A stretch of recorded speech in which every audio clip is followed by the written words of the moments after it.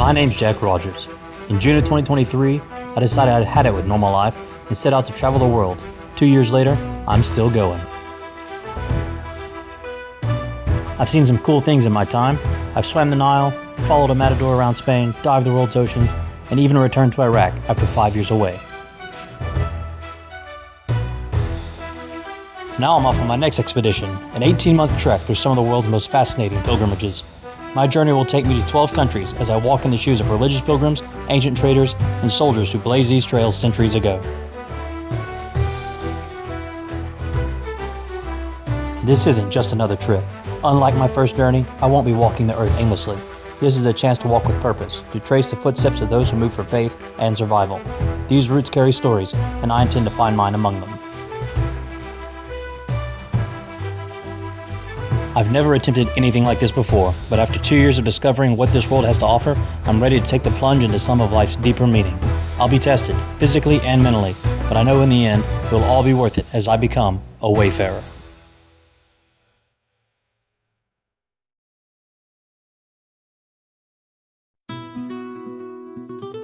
It was hard to believe 3 weeks had passed since I landed in Spain.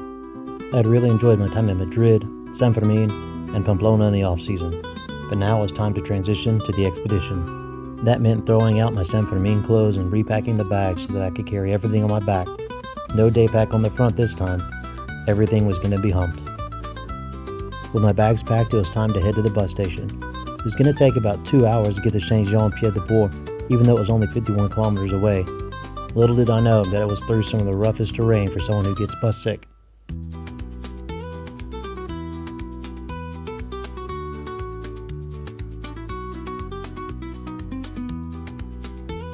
I had 2 days in Saint-Jean-Pied-de-Port, but that didn't mean it was going to be all relaxing. I needed to edit videos, write for the website, and get my pilgrim passport and stamp squared away so I would be ready when it was time to leave. Once I had my Camino passport in hand, everything was set for me to start the first leg of the Wayfarer Expedition, the Camino de Santiago. Alright, so I'm in the Puerta de Santiago, the port of St. James. So right there is the starting point. You may notice I don't have my bag with me, because my bag is at the bottom of the hill and I need to get up here and do a warm-up. As you can tell, I'm breathing pretty hard already. I don't want to start off cold coming up that hill with a backpack on, so walked up warm-up. Did some of the military preparatory and military movement drills to get going, like the power skip. And now I'm going to walk back down the hill, grab my bag on the way, and start making my way over 26K to the top of the Pyrenees to my first stop. I anticipated every morning would start like this, a 5 or 6 a.m. wake up, followed by 26 kilometers of walking. Eventually though, the sun would come up and reveal the stunning views. What I didn't expect was a 7-hour uphill slog that would be the first day. So this first day is up over the Pyrenees. And I've been on the road for about 6 kilometers now. 20 more to go, which is not bad considering it's only been an hour. But it's not a joke, you know, there's some nice flat spots like down there, but most of them look like this and it's steep, and I've got 18 months worth of stuff on my back. So slow and steady, passing people on the straightaways, then passing me on the ups, so but it's okay. There are some views that make the whole thing worth it. My friend Gav rode his bicycle from Ireland to Vietnam, and he told me that 90% of his ride sucked, but the 10% of the great views made everything worth it. All right, Gav, you're right. 90% suck, but views like that one make it worth it. I was glad when the pavement finally turned to some sort of a trail.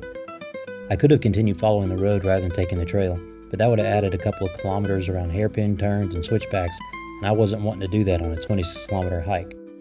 Besides, the views of the Pyrenees from this trail were much better than they could have been from the road. Despite the good views, I have to admit that I was ready to see the cafe at the 3-hour mark. Some pilgrims made this village called Orison their stop point for the day, but I continued up to Roncesvalles.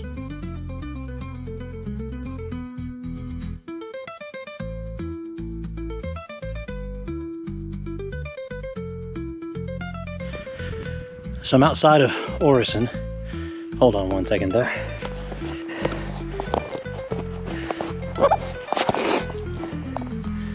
So I'm outside of Orison. I just checked. It's supposed to be another 4.5 hours of walking. I'm gonna take longer than that. It's not a race, and I got till 7 for dinner anyway. It's only 10:22, so not worried. But it says it's another 600 meters in elevation gain. And then I gotta go back down like another 550. So this is the hardest part of the Camino that I'm on now. And I'm have to say, this is probably gonna be one of those things I look back on and say, oh, that was great. But in the moment, this stretch, it sucks. But you got views like that one, which I don't know if it'll show up good on the GoPro, but that kind of stuff makes it worth it. Up in the Basque Mountains, there are a lot of free-range farms. So sheep, cows, horses, they all just graze in herds all over the mountainside. After about 5 hours, I noticed I wasn't warming up. The mountains were just cold. I've been sweating a lot, so I decided it was time to put on a sweatshirt so I didn't get sick.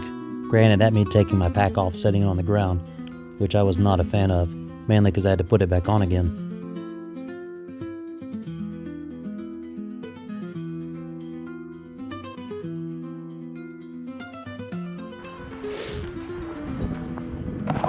So I've just put on my sweatshirt, because even though I'm sweating like a dog, it's cold up here. This wind is concerning me because I'm sniffling a lot. And I mean, it is cold even though I'm hiking, and I think I'm at the point now where I've done the layer thing, sweat through my base, and it's time to put on something long sleeve because I don't want to be sick on the first couple of days. Thought so far, it's good. Been a lot of time alone. I'm alone right now. There's only one person over there. But the thought of it sucks happens a lot, but the thought of quitting hasn't really occurred. So, which is good because this is the hardest stretch. For lunch, I enjoyed my customary Spanish homemade dish, a chorizo and cheese bocadillo. I have to admit, especially in the military, I've had lunch in far worse places.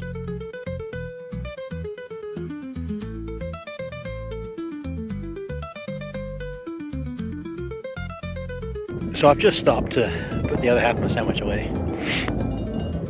And you know, I was talking about being alone earlier. Well, then this girl from South America came and sat down beside me, and she's done the Camino I don't know how many times. But, you know, everyone I've talked to so far has been like, hey, you know, you've got a huge pack, which I do for the Camino for sure. But then I explain, you know, I'm on an 18-month expedition. I'm writing a 3rd book. You know, got everything with me. I don't want to, like, oh, that's awesome. You know, good luck. That's, except this girl who had all sorts of her negative opinions about, I think you've got too much weight. Totally unsolicited. I was like, yeah, you know, the weight doesn't bother me, which is true. The weight doesn't really bother me. I said, it's really the uphills that bother me. She goes, that's because of the weight. But if you know me, you know that I hate going upstairs and I hate the uphill climbs. And yes, the weight adds to that, but it's not killing me. I just stop, you know, not very long, and I stop for 30 seconds, a minute, and I keep going. I do that fairly frequently, and I'm noticing, you know, yeah, a lot of these walkers are with nothing on their backs. They've outpaced me, but I'm keeping pace with a lot of people, even with the big pack, you know, even with me taking breaks so often. So, and I'm like, I'm not far away from her, and she left the rest spot before I did. So, you know, besides, I'm enjoying it. You know, it's just part of the Wayfarer Expedition. It's all about being a pilgrim. And pilgrims, they weren't all about the hiking and the super lightweight. I mean, they carried what they had to carry. And I feel like in a lot of ways, that's a lot more what I'm doing is true to that than someone who's not. From this point forward, it was a whole lot of green and a whole lot of uphill, and also a whole lot of horses.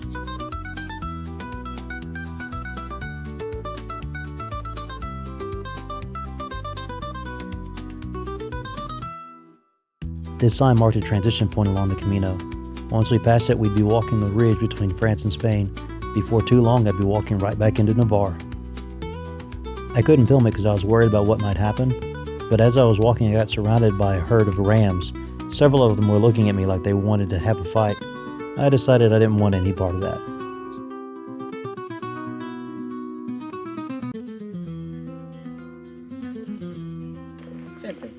Welcome back to Spain, where they wear deodorant and don't look at you stupidly when you mispronounce a word. I ended up walking this stretch in Spain with a couple of people I met on the Camino. She was from Mexico City and he was from China.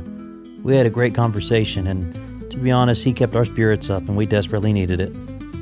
Now, they weren't from Texas, so they didn't understand how to deal with mares as you're walking around them, but I told them we needed to get to the other side of the street before we got kicked in the face.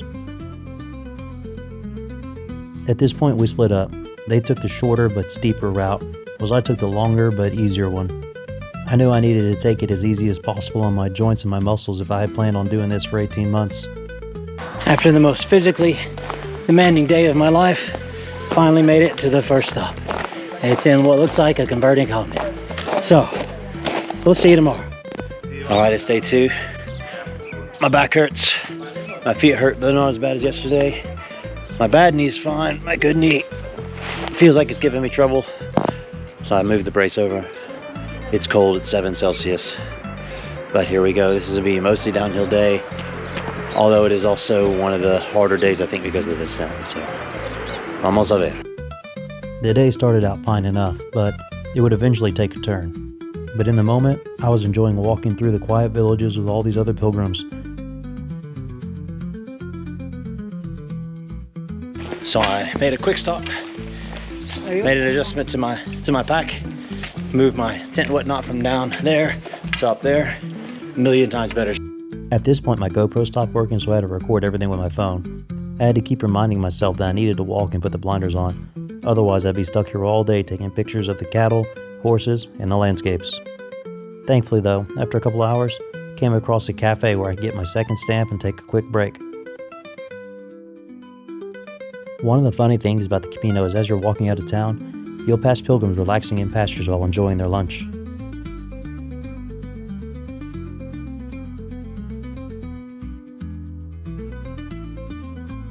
It was at about this time that I noticed something was wrong with my ankle. This wasn't overuse pain, this was something different.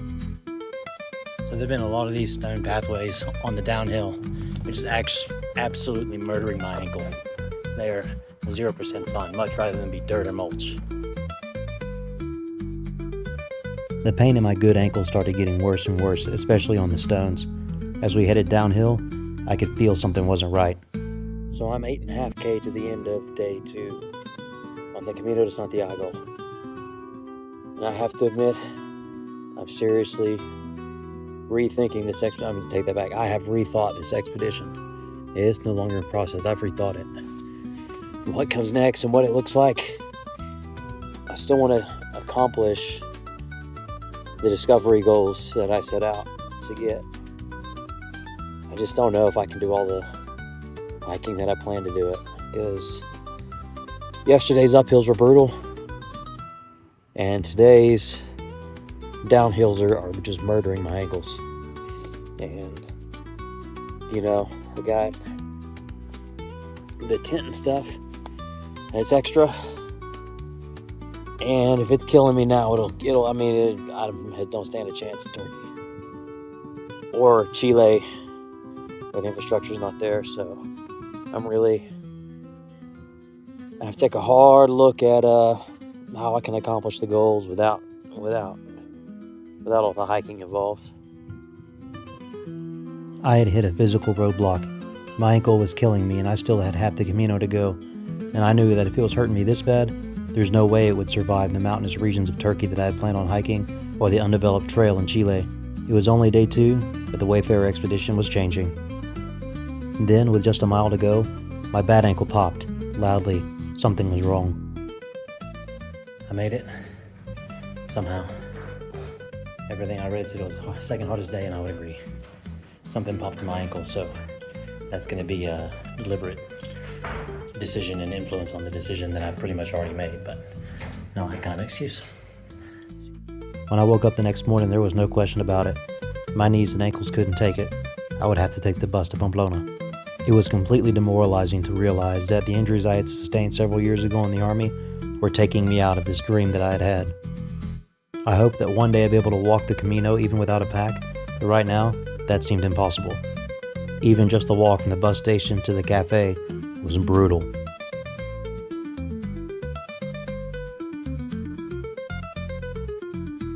So I'm here at the Cafe Aruña in Pamplona. And it's 10:42. We got here probably 30 minutes ago.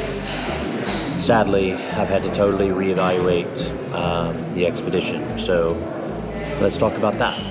On the trail yesterday, which was allegedly the second hardest day, admittedly, after the first hardest day, I hit a physical and mental breaking point on some downhills. My good ankle, my right ankle, was having a lot of trouble holding weight, and my good knee was kind of starting to hurt before it did and blew out in New Zealand in the adventure for my first book, The Great Gallivanting. And then, like, towards the end, about a mile out, my bad ankle popped. That's not good. And then this morning, my right knee, my bad knee, is hurting. And I called my mom from the trail, and I was crying. I had already, sat down and pondered life and everything, but I just, I had to reevaluate. I can't physically hump everything that I need to hump for 18 months on my back with all these long hikes, both for the work side, computer and everything, and then the camping side, like for Turkey and Chile and Ireland and Israel. I just can't. So I made the difficult decision to change the expedition outright. So it'll still be the Wayfarer Expedition, but it's going to look different. Here's the plan. So I'm still going to travel along the Camino de Santiago through Spain to hit some of the Catholic and religious history. I just won't be doing it on foot. I'll be doing it in a bus or a car. I'm still going to go to Turkey to explore Islam, both the history, the culture, and to learn about the religion itself. But I'm not going to be doing the Lycian Way. I'm still going to hike the Zagros Mountain Trail in Iraq. I'm still going to do the Sahara Trek in Morocco. Brazil, I'm still going to go. I don't quite know what that will look like. Chile is up in the air. The Inca Trail is still happening. Costa Rica is up in the air. Ireland at the beginning or in the middle of next year is still happening. It's just a matter of what it looks like. I might hike some and then take some buses in between towns, buses and trains, and then Israel still planned. Again, not the trek, just the movement to explore the Jewish side of history there. So at the end of the day, the whole point of the expedition was not the hiking. The hiking was a catalyst to explore history, culture, and religion. So now I'm just going to have to do that from an exploration, kind of view instead of a adventure hiker type. Of course, sorry about that. I was pretty deflated yesterday. Talked to my mom right when she woke up, and she's very supportive on the emotional side. And I talked to my dad probably 2 hours later, called them both from the trail, and even Indiana Jones doesn't spend all his time out in the woods carrying a backpack. And when I look back on why I wanted to take this expedition, the hiking was a cool thing, but it wasn't the purpose. So as much as I want to be the outdoor avid hiker type, and I love doing outdoor stuff, that's just not me, unfortunately. I can do day hikes. If I'd have done St. John de Roncesvalles and that had been it, I probably would have been fine. Or if I'd have done, I'm probably still going to try to do the last trek to Santiago, but the whole thing is I just can't physically do it with. I'm not going to lie, my fitness level is not there, but the bad joints I have from the army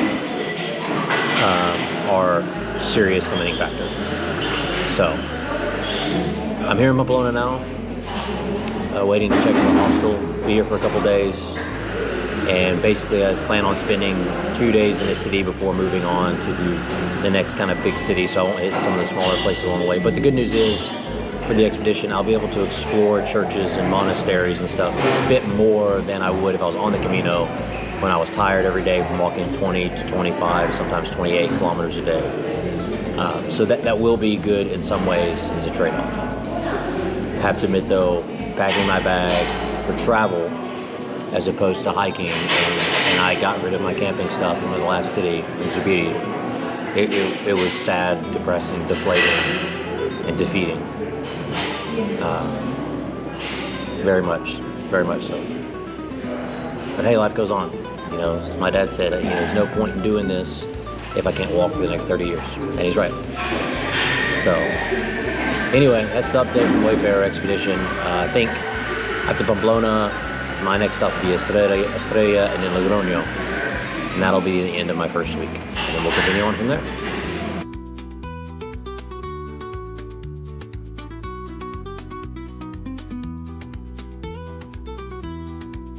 That night I did all I knew to do. Eat chorizo, enjoy some salmorejo, and watch Borja Jimenez in a bullfight in Santander. Alright, so it's day 4 on the Camino. I took a lot of yesterday off. I watched the bullfight that I missed a couple days ago. I read, I'm working on reading the New Testament during this stretch of the Wayfarer Expedition. Laid in bed a lot, just let myself heal. And I feel better today. I don't need the cane, but I'm still pretty roughed up. So I'm gonna go to the Mass here in about 10 minutes. I don't know if it'll be in English or Spanish, but it's kind of a traditional thing on the Camino where they do Mass for the pilgrims. And I think I might kind of need it right now, so here we go. I was no stranger to the Pamplona Cathedral or to Catholic Mass, even though I was a Baptist. While the Mass was in Spanish and I didn't quite understand everything, that wasn't the reason I was there. I just needed some spiritual inspiration. And I wasn't the only pilgrim either. There were a couple others there that were needing the same thing.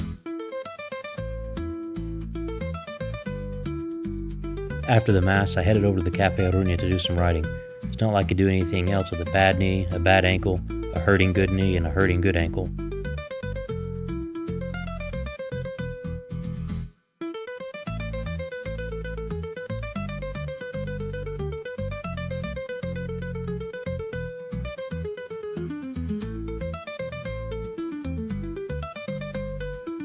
So I had, past tense, every intention, kind of spur of the moment, every intention to go to the bull ring and tour it in Pamplona, outside of the Feria del Toro, which I have done before. It's just, I'm being deflated and everything from changing the expedition. Bull rings are kind of a happy place, so I thought I'd go sit there and just soak it all in. But when I come outside, you can probably see it behind me. There's rain supposed to happen this afternoon, and I need to do laundry. So I'd rather get that done than do that. So there's that. That kind of ruins everything, but that's okay. It's not what the journey's about, so we'll get there. The one silver lining to come out of all this was that I was able to do laundry. No longer would I be re-wearing the clothes I was hiking in. At least I'd have clean underwear to wear. Even so, repacking my bag as though I was traveling with it instead of hiking was yet another deflating moment at the beginning of the expedition.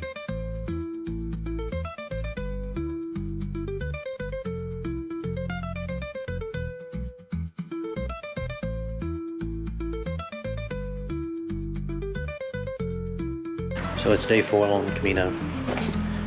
My bad knee's doing a bit better, my bad ankle's doing a bit better. Have a bus today to Estella, which is where the Hermosa de Mendoza family is from, famous for honadors and horse breeders. So hopefully I get to see something like that. Just kind of biding my time in Pamplona until the bus this afternoon. That's all I can do. And it is the deadest I have ever seen it. It's kind of creepy. I later learned that it was so dead because it was St. James Day, the feast day of the patron saint of Spain. Thankfully, my favorite tapas bar was still open. I didn't know what lunch would look like on the bus, but I figured some croquetas and fritas y bocadillos would be just the thing I need. I know it's been a boring couple of days because I got hurt. Hopefully this afternoon that changes when I get to Estella. I just wanted to say though that something about Pamplona is I'm here at least once a year, sometimes twice, in this case 3 times, unexpectedly. And that, I've got my regular places I go to, and they start, recognizing me, welcome me back, asking, hey, what are you doing back here outside of the Fiesta? And it's really nice because they always say, all right, see you next year. Or one of the workers at the hostel came and sought me out. I was like, hey, just so you know, I'm leaving for the night. If I don't see you tomorrow, hope you have a great trip. And I can't wait to see you next year. So it's just really awesome to kind of have a home away from home feel that you don't often get as a long-term traveler and you're constantly changing places. Hey guys, that's it for part 1 of my first week along the Camino. Stay tuned for later in the week for part 2. If you enjoyed this video, and I hope you did despite my obvious troubles, please like the video, subscribe to the channel, and ring the notification bell so you don't miss a single thing coming to you from the adventure across the world. Also, go check out my Instagram at JRTVoyage, my Facebook page, Jack Rogers Author, and my website, jackrogersauthor.com, to get regular updates with the adventure outside YouTube. Also, over on Threads, I'm pretty active. I post several times a day. So go check it out. See you guys on the road.